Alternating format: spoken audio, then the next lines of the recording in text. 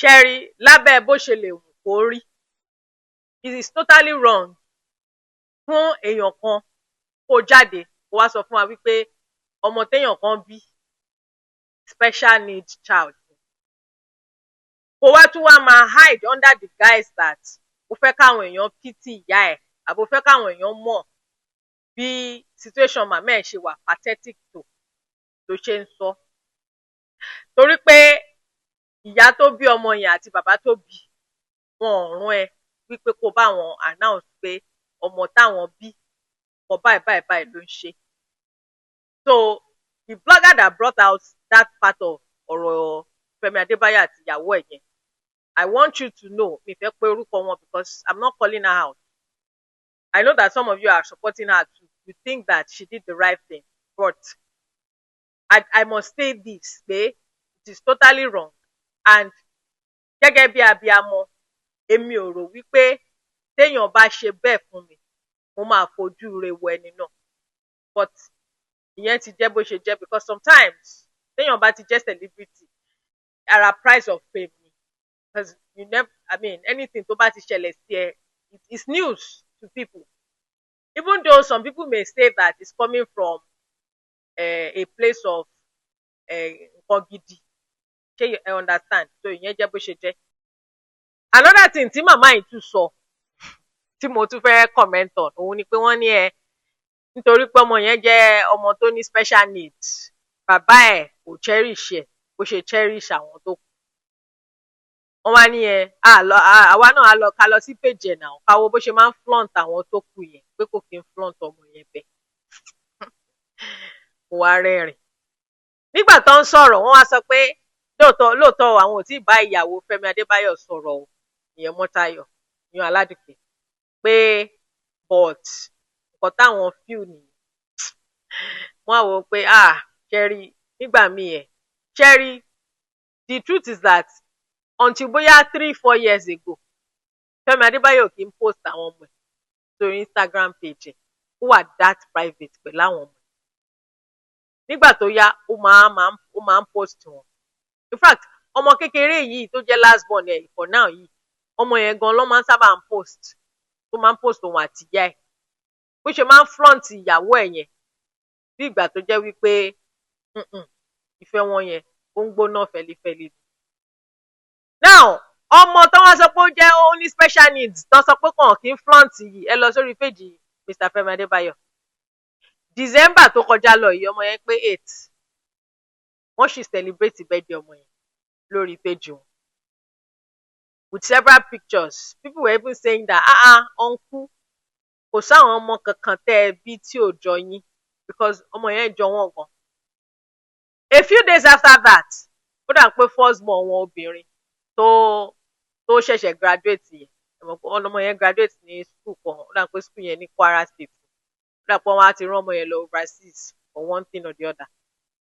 Ọmọ yẹn àti gbogbo àwọn ọmọ Fẹ́mi Adébáyò àti ẹmọ pé Fẹ́mi Adébáyò ọ̀nà ọmọ obìnrin kan, wọ́n dẹ̀ tún ní àwọn twins tó ń bí pẹ̀lú first wife wọn. Àti ọmọ tí Iyanaladuke bí ó jẹ́ 4. Gbogbo àwọn ọmọ 4 yẹn ni wọ́n tẹ̀lé bàbá wọn lọ sí airport láti sin àǹtí wọn. Àbí báwo ni wọ́n ṣe sọ? Wọ́n sin àǹtí wọn lọ sí airport, gbogbo àwọn ọmọkùnrin mẹ́tẹ̀ẹ̀ta. Yàmọ̀ pé pẹ̀lú àǹtí wọn yẹn ló jẹ́ 4. Wọ́n dẹ̀ ya picture Mr. Femi Adebayo, ó dẹ̀ post ẹ̀ sórí page ẹ̀. Ṣùgbọ́n àlẹ́ yẹn fẹ́ kó flaunt ẹ̀. Àwọn tó kù yẹn ti dàgbà náà. Rírì tó jóbìnrin yẹn, ọmọ yẹn wà lórí Instagram náà, ó dẹ̀ wà lórí TikTok náà. So ìyẹn lè máa post fúnra rẹ̀. Àwọn méjì tó kù náà, wọ́n lè ti ní kíní náà, wọ́n lè post pẹ̀lú bàbá wọn, wọ́n lè ṣe gbogbo ẹ̀. But eléyìí tó jẹ́ 8 years, ó sì kéré náà. Ẹ má sọ pé torí ó jẹ́ ọmọ tó jẹ́, in fact gan bẹ́ẹ̀ mi ṣe ń wo ọmọ yẹn ò jọ ọmọ special needs kankan. In fact, I saw him working, although I didn't gbọ́ tó sọ̀rọ̀ mi dẹ̀ mọ̀ nípa mannerism. So I don't really know bóyá ọmọ yẹn lóòótọ́ ó ní special needs. But tó bá ní gan, it is not my place láti máa sọ wípé ọmọ ẹ̀ ní kíní kan. Whatever, bóyá mò ń ṣe láti jẹ́ káwọn èèyàn pity ẹ̀ o. it's not appropriate bí mo ṣe sọ yìí. So no, unless tó bá jẹ́ pé ìyá ọmọ yẹn ló fún yín ní hint àbáwọn tó ń súnmọ́ ìyá ọmọ yẹn ló sọ fún yín pé bàbá ẹ̀ ò cherish ẹ̀ bó ṣe cherish àwọn tó kù, ẹ ní right láti máa sọ bẹ́ẹ̀. Gbogbo yín tẹ̀ ń sọ bẹ́ẹ̀ because kò ń ṣe blogger nìkan ló sọ bẹ́ẹ̀, ẹ̀yin tẹ́ wà ní comment section náà tẹ́ ń sọ bẹ́ẹ̀. That means pé ẹ̀ ń share information that you are not sure of, and that's not proper. Now ẹlẹ́ẹ̀kejì, after tí mo ṣe show lánàá, mo lọ sí orí page Mr. Femi Adebayo, mo ti ẹ̀ ń wò bóyá wọ́n máa kọ nǹkan kan nípa ọ̀rọ̀ yìí, bóyá wọ́n máa fẹ́ defend ara wọn like a lot of àwọn báwọn kan ṣe máa ń ṣe, báwọn celebrities kan ṣe máa ń ṣe. But ọ̀rọ̀ mi wá dàbí ẹni tó dúró sí etí omi tó fẹ́ máa wo ìṣẹ́jú akànyàn. Ṣé mọ̀ pé apẹ́ lódò, apẹ́ létí omi, whichever way you choose to look at it. Because mo retí mo remú, Uncle Femi wọn ò máa defend kankan, wọn ò máa address kankan. And you know what? Ṣé mo wà surprised náà ni? Because at the end of the day, the only time that this man has ever confronted anybody publicly, or the only time tí wọ́n ever try láti defend ara wọn against any social media onslaught, òun ni confrontation tó ní pẹ̀lú actress Dayo Amusa yẹn. And a lot of us at that time, we felt that his wife, this wife of his stands for his estranged wife, he might have been the one bóyá òun ló push wọn tí wọ́n fi ṣe gbogbo àwọn nǹkan tí wọ́n ṣe ń gbà yẹn. So pé wọn ò jáde láti wá address ọ̀rọ̀ yẹn kò yà mí lẹ́nu. Mo kàn fẹ́ ṣe gbé borun ni mo ṣe lọ síbẹ̀. Àmọ́ you know, jokes apart, there are some times that silence is not golden. And irú time báyìí, ṣé you understand? Because táwọn èèyàn bá accuse yín wípé ẹ render ìyá ọmọ yín homeless, obìnrin tí ẹ̀yin àti ẹ̀ tẹ́ ẹ fẹ́ra yín, tẹ́ ẹ fẹ́ níṣu lọ́kà, tẹ́ ẹ fẹ́ legally, tẹ́jọ wà together for 9 years, tó dẹ̀ ti bí ọmọ tó ti pé 8 years fún yín, I think ó yẹ kẹ́ ẹ address ẹ̀. You understand? If not for anything, but for posterity's sake. Because remember that àwọn èèyàn ń kà á fún yín. Alákọ̀ọ́kọ́ lọ, there were a lot of rumors. Mr. Femi Adebayo did not address it at the time. Ẹlẹ́ẹ̀kejì náà tún ti lọ. Igi èyí ò da ẹyọ ná, tọ̀hún ò da ẹyọ ná. Èwo ló wá fẹ́ ṣe ìṣùjú náà? But tí wọ́n bá choose láti máa address it, it's okay, because you know what? I know that personality àwọn èèyàn yàtọ̀. So everybody dem máa react sí the same issue differently. Yes, ìyẹn lọ, because at the end of the day, nǹkan tó ṣẹlẹ̀ láàrin àwọn àti ìyàwó wọn private matter ni. Ṣùgbọ́n téèyàn bá ti jẹ́ public figure, right? In a way, you owe it to your fans láti ṣe the right thing. It's just that a lot of celebrities nígbà míì nǹkan tí wọ́n ṣe kí n address nǹkan is because they know that kò sí consequence fún action wọn. Ṣẹ́rí tó bá yẹ pé Nàìjíríà jẹ́ country tó jẹ́ pé tírú nǹkan báyìí bá ṣẹlẹ̀, àwọn èèyàn máa ń blacklist actor yẹn àbí producer yẹn. Ó máa mọ̀ pé àwọn ò wá ní explanation fún irú nǹkan tó ṣẹlẹ̀ yìí. Ẹ má gbàgbé pé Nàìjíríà máa ń blacklist èèyàn o. Ó kàn jẹ́ pé ó ní àwọn certain things tí Nàìjíríà máa fi ń blacklist èèyàn ni. And ìgbà míì, it has to do with gender. Yes, I'm going to take it there. Lálàkọ̀kọ́ náà, ẹ rántí nígbà tí Tóyin Abraham tó campaign fún President Tinubu. Alákọ̀ọ́kọ́, she went for an interview. I remember it was TVC then, and they asked her pé ata ló máa vote. Ó sọ wípé President Tinubu. Of course, he wasn't a president at the time. He was just a candidate. the moment tí video yẹn tí Instablog post ẹ̀ báyìí, people started bullying her. Mo rántí, some people even made videos on YouTube tí wọ́n kọ RIP sí, just because at the time ó sọ pé ẹni báyìí lòun fẹ́ vote. Meanwhile, ẹni tíyàn fẹ́ vote fún is very personal to you. O lè choose láti reveal ẹ̀, o dẹ̀ lè choose láti má reveal ẹ̀. Now ìyẹn lọ, nígbà tó yá tí Toyin Abraham tún meet President Tinubu tọ́jọ́ ya picture kan tó wá tún ṣe post. Bullying yẹn wá pọ̀. Débi pé after that election was it not in March àbí nǹkankan, movie tí Toyin Abraham gbé jáde ní December ọdún yìí, àwọn kan gbogbo nǹkan tí wọ́n ní ni wọ́n fi make sure wípé wọ́n bring the movie yẹn down, but Ọlọ́run ò kí ń fèèyàn àwọn èèyàn títí ẹ̀ sílẹ̀, because at the end of the day she did not fail. She may not have made as much as in fact ìyàtàánú yẹn ló jẹ́ kí the other person yẹn kí gbogbo wọn jáde láti lọ support ẹ̀ gan, òun lẹ̀ ń gbọ́ yìí. Nǹkan tó yìí ń ṣe wọ́n títí dìsìn ẹ̀tanú náà ni, but thank God that Toyin Abraham is beginning to regain nǹkan tó deserve in the industry, because ó ti put in a lot of hard work. Alákọ̀ọ́kọ́ ni. Ẹlẹ́kejì tí mo fi máa ṣe example òun ni Mercy Aigbe. Kí ni Mercy Aigbe ṣe? Ó lọ di second wife. Ṣé òun ló máa kọ́kọ́ di second wife? Wọ́n bully ẹ̀, wọ́n bully ẹ̀ débi movie ẹ̀ tó ṣe Thin Line. Ọmọbìnrin yẹn jẹ gbèsè lórí movie yẹn. Òun ló fà á tó yẹ jẹ́ pé kò ṣe movie mi ní 2025. Because some people were upset wípé ó ṣe máa lọ gbọ́kọlọ́kọ.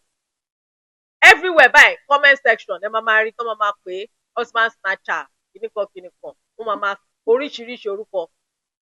Toyin Abraham kọ́, wọ́n threatening àwọn family àwọn ọmọ ẹ̀ oríṣiríṣi. Tó bá ti post nǹkan báyìí wàá rí wọn tó máa kọ oríṣiríṣi comment tí ó ń da ẹ̀. Now ó di tọ̀nà ọkùnrin sìn, wọ́n ní pé yẹn ó rẹ́ndà ìyàwó ẹ̀ àti ọmọ tán jọ bí homeless, and àwọn èèyàn go to his comment section now, you will not see any single negative comment there, and don't think that he's deleting them. No, it's not even trending. Do you get?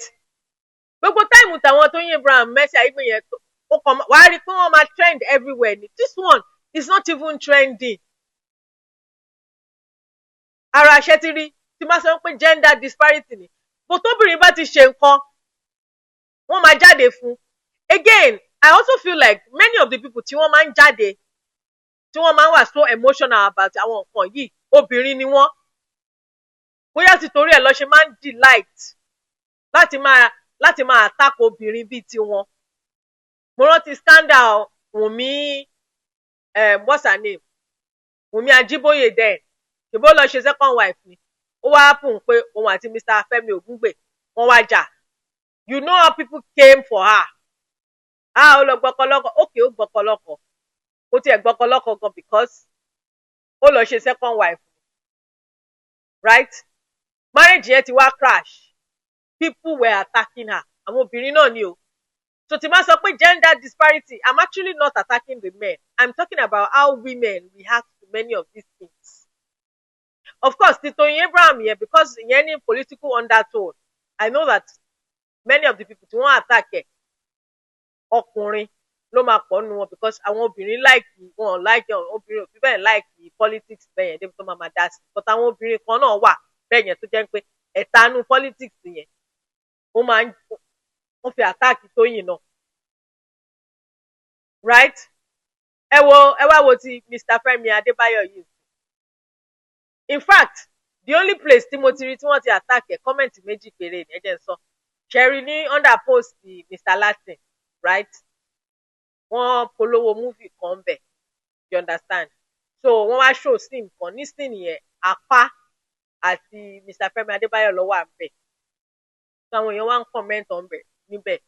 Wọ́n ṣẹ̀ post comment yẹn lọ́jọ́ Saturday. Wọ́n ṣẹ̀ post kíní yẹn clip yẹn lọ́jọ́ Saturday ni. Many of the comments were positive. Ṣùgbọ́n ní ibì kan Mr. Femi Adebayo fúnra rẹ̀ ó wá rẹ́rìn, you understand. Àwọn èèyàn méjì péré wọ́n wá attack ẹ̀ pé nǹkan tó ṣe fún ìyàwó ẹ̀ ò dáa. Ó tán. Every other person wọ́n kí ló kàn wọ́n. Tọ́rọ̀ bá ti dọ̀rọ̀ ọkùnrin àti obìnrin yẹn òun ló jẹ gbèsè, àbí ọkùnrin yẹn ẹ máa fi sílẹ̀ torí pé ó jọ́kùnrin. Ìyẹn nìkan kọ́ o. So ẹ jẹ́ ká jẹ́ kí yẹn lọ. But ṣe rí ara nǹkan tó wá yà mí lẹ́nu òun ni pé àwa obìnrin, mi ì mọ̀ bóyá majority of àwa obìnrin orí social media pick me pọ̀ lára wa. Let me put it that way. Because tó bá ń ṣe pé pick me pọ̀ lára wa ni, ẹ jẹ́ kí n fún yín l'example. Mo lọ sí orí TikTok lánàá and mo dẹ̀ rí pé ọ̀pọ̀lọpọ̀ àwọn bloggers ni wọ́n ń sọ̀rọ̀ nípa kéèsì yìí. Of course, many of us wà sure bóyá tòótọ́ ni pé Mr. Femi ni wọ́n default lórí loan yẹn. Ṣé you understand? A kàn ń gbọ́ awuyewuye, à ń gbọ́ awuyewuye ni pé òun ló ṣe gbá, òun ló ṣàwo. But before now, àwọn ẹlòmíì tí jísọ bàbá gbé nǹkan jáde, before kí wọ́n tiẹ̀ wà tó sure pé ẹni yẹn ló ṣe kinní yẹn, wọ́n á ti máa drag ẹ̀. But this time around, do you know what a lot of female bloggers don't sọ̀rọ̀ yẹn? Do you know what all of them kept saying? All of them kept saying gẹ́gẹ́ bí obìnrin tó bá ti fọ́kọ má dára lẹ̀, máa para ẹ̀ mọ́, in the sense that kó má gbọ́kànlé ọkùnrin yẹn.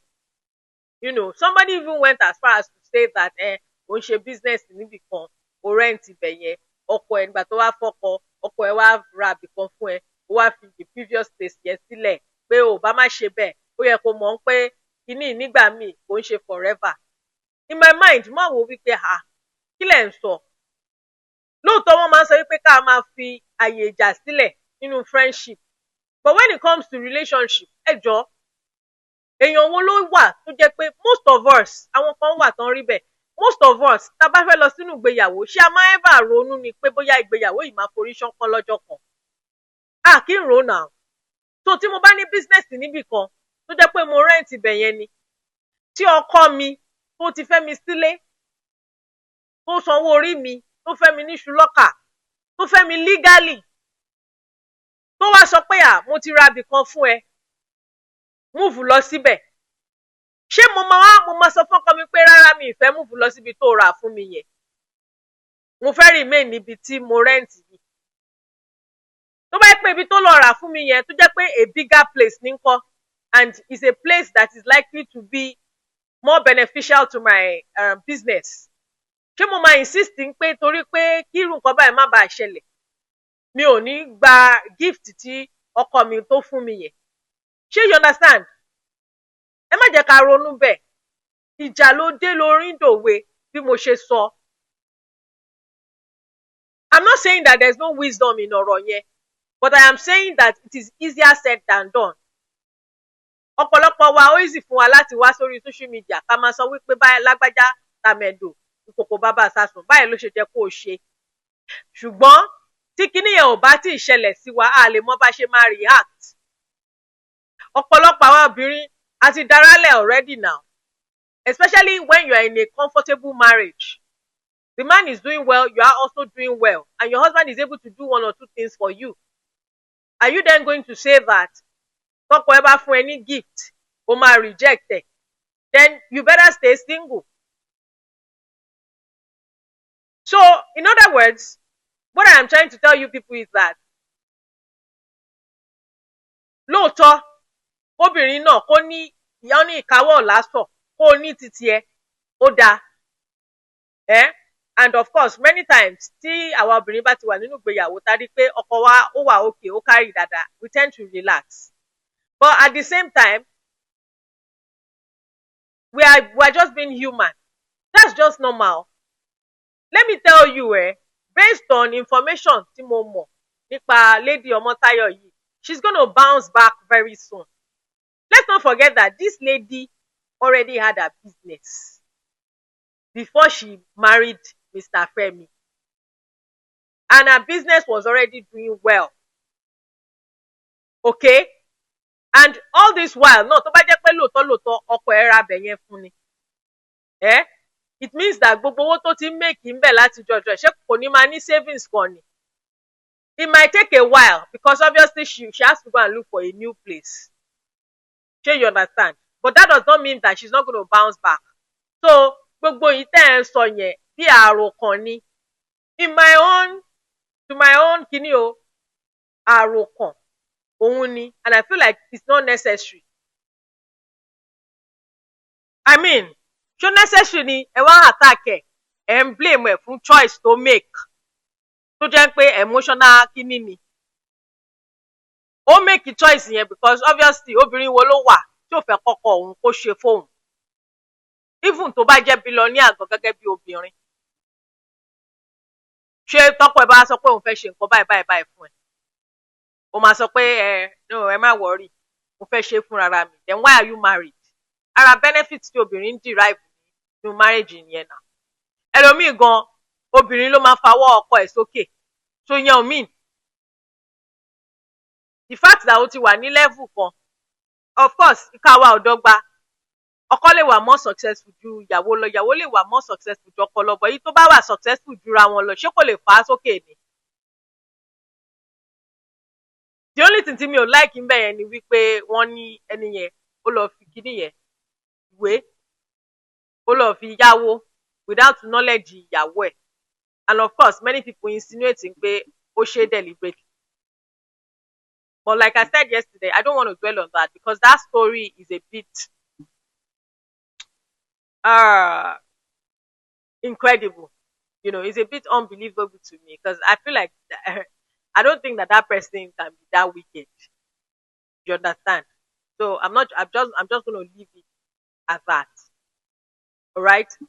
Ṣùgbọ́n mo mọ̀ o wípé àwọn ọkùnrin kan wà o tí wọ́n wà that cold-hearted. Wọ́n wà that cold-hearted.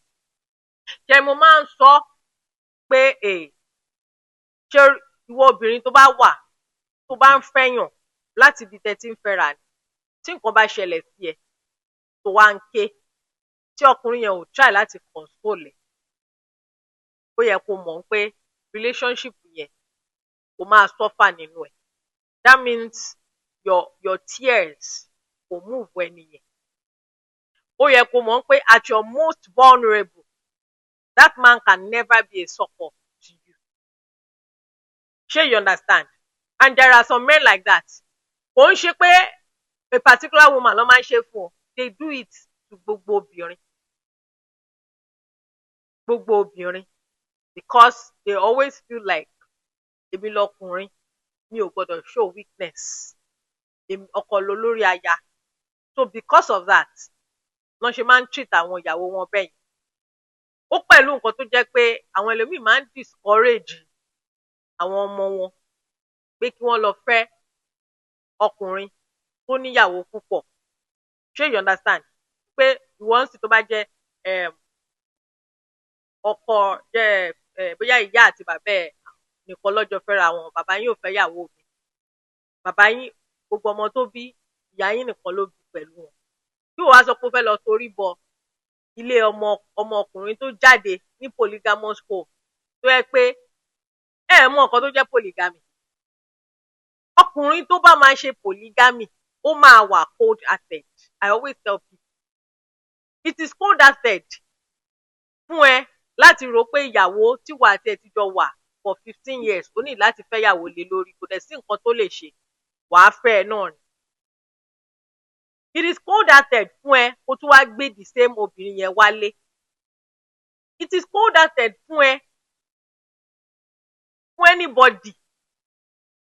Bó lẹ ṣe rò pé àwọn ọkùnrin tán níyàwó púpọ̀ yẹn wọ́n ṣe máa ń resolve issue nílé wọn. Tó dẹ̀ jẹ́ pé bóyá nínú ilé kan náà, nínú compound kan náà, wọ́n máa níyàwó more than méjì báwo lẹ ṣe rò ó pé wọ́n ṣe ń ṣe tó bá jẹ́ pé wọn ò wà cold hearted? Ṣé you understand? So ìwọ tó wà use mọ́ irú ilé bẹ́ẹ̀ yẹn tó bá lọ fẹ́ wọn, you will suffer. That's just the truth, because àwọn ọmọ yẹn wọ́n dàgbà sírú ilé bẹ́ẹ̀ yẹn. Even though tó bá wà polygamous, but somehow wọn ò lè respect obìnrin náà. And I honestly believe that àwọn ọkùnrin tó máa ń fẹ́yàwó púpọ̀ wọn ò kí ń respect obìnrin. Torí ẹ̀ lẹ ṣe máa ń rí tó máa ń pa àwọn kan tì. Yes, àìmọye àwọn family tẹ máa sọ wípé polygamous home ni wọ́n. Ṣùgbọ́n ìkan náà àwọn ìyàwó yẹn wọ́n ti pa á tì. Ìyá yẹn kàn choose láti má lọ ni. Ẹ máa wo bí kéèsì àwọn Ọkọyà yẹn. Màmá Kuburat Ọkọyà tó ń jẹ́ first wife.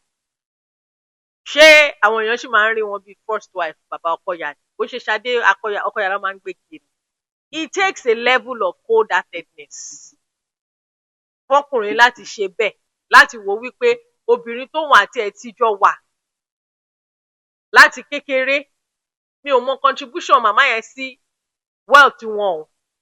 Ṣé you understand? Kí ọkùnrin yẹn wá rò wípé at the age of 50 something òun máa, in fact, although in the case of bàbá Ọkọyà kò ń ṣe 50 something lọ ti bẹ̀rẹ̀ sí máa fẹ́yàwó. I think that before he even married Ṣadé Ọkọyà, he had like, in fact, I want to even do a show on that thing. Wọ́n ti fẹ́yàwó tó bíi 3 bí 4 tí gbogbo wọn lọ. Kó tó di pé wọ́n wá fẹ́ Ṣadé Ọkọyà. A level of cold-heartedness ni fọkùnrin láti máa fẹ́yàwó kiri bẹ́yẹn. Kó máa fẹ́yàwó jọ, eléyìí lọ mo fẹ́, eléyìí lọ mo fẹ́, eléyìí lọ mo fẹ́. So àwọn ọmọ tó bá dàgbà sírú bẹ́yẹn, kò sí, wọ́n máa ní àwọn traces yẹn lára. Wọ́n lè má fẹ́ ṣe polygamy, ṣùgbọ́n divorce lè rampant pẹ̀lú wọn, because they always believe that àwọn ò lè bẹ́ obìnrin. They always believe that ṣebí àìmọye obìnrin ló ń tẹ̀lé bàbá mi náà.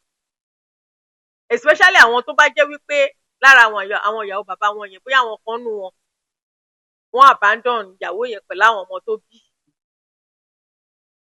Bí kéèsì Ọ̀gá Bello yìí, kí lórúkọ màmá tó máa ń ṣe comfort yẹn ní inú eré àwọn Ọ̀gá Bello láyé gbà yẹn. Èmi ò tẹ́ mọ̀ pé wọ́n ti fọ́ Ọ̀gá Bello rí. Àfi bí ìyá yẹn sọ pé àwọn fọ́ Ọ̀gá Bello, kódà wọ́n bímọ. Ọmọ mélòó ló tẹ̀ náà wọ́n bí náà? Ṣé 2 àbí 3? Ṣé bí ìyá yẹn wọ́n struggle tán dá àwọn ọmọ wọn tọ́ ni? Àwọn ọmọ dẹ̀ ní bàbá. Bàbá wọn dẹ̀ jẹ́ a popular person. So irú èyí kò sí ọmọ tí Ọ̀gá Bello máa tọ́ tí ò ní ní that, àgàgà wọn ọkùnrin yẹn, tí ò ní ní that cold-heartedness. Some of you don't know. Again, I have to also repeat it, okay? Ṣẹ́rí gbogbo àwọn ẹ̀yin obìnrin tẹ́ máa ń wò pé ẹ ti dàgbà jù. Tẹ́ máa lọ máa fẹ́ divorce. Tẹ́ máa lọ máa fẹ́ àwọn ọkùnrin tó jẹ́ wípé báwo ni mo ṣe ń pè? Wọ́n ti fẹ́yàwó rí, wọ́n ti kọ̀yàwó wọn lẹ̀, wọ́n ti bí àwọn ọmọ. Irú nǹkan báyìí náà ó máa ń sábà ń ṣẹlẹ̀ sí yín. Ọmọ tó bí kò lè cherish ẹ̀ náà, torí ó ti bí àwọn kan náà tẹ́lẹ̀ náà. Bó ló ṣe fẹ́ cherish ẹ̀? Except tí ọmọ tiẹ̀ tó bá wà more exceptional ju àwọn yẹn lọ. Bóyá ọmọ tiẹ̀ ló wà more brilliant. Tó ń gba prize lọ́tùn, gba prize lósì, tó ń gba scholarship. Ọmọ ẹ̀ ò lè jẹ́ nǹkan kan fún. Tó bá gbé ọmọ ẹ̀, tó bá sọ pé tó bá tiẹ̀ bínú gan tẹ́ jà, tó gbá ọmọ ẹ̀ máa lọ. Ó lè má struggle láti fẹ́ gbọmọ padà lọ́wọ́ ẹ̀ gan. Ìmí gan ò ní béèrè ọmọ, because wọ́n ti ní that cold-heartedness nínú wọn. So wọ́n bẹ́yà ẹ̀ understand me. So bọ́rọ̀ yìí ṣe jẹ́ nìyẹn. Gẹ́gẹ́ bí obìnrin tó ti bímọ rí, tó ti fọkọ rí, tó bá fẹ́ fọkọ, divorcee tó ti bímọ should never be a choice. Mo sọ fún yín, even widower gan, obìnrin míì nílé ọkọ ẹ̀, òkú ló ń bá ṣorogún, because the man will never forget ìyàwó yẹn. Ọ̀rọ̀ mi ò ní jù báyìí lọ. Ẹ jẹ́ kí n mọ thoughts yín nínú comment section. Màá rí yín nígbà mìíràn. Ó dàbọ̀.